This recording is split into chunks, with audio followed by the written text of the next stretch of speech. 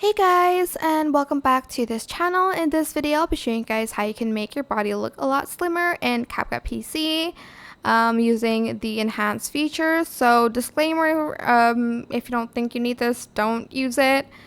It does mess up a little bit with body image, but I'm just showing you guys how you can do it. If you want to, go to enhance and scroll down until you find the body section, enable it.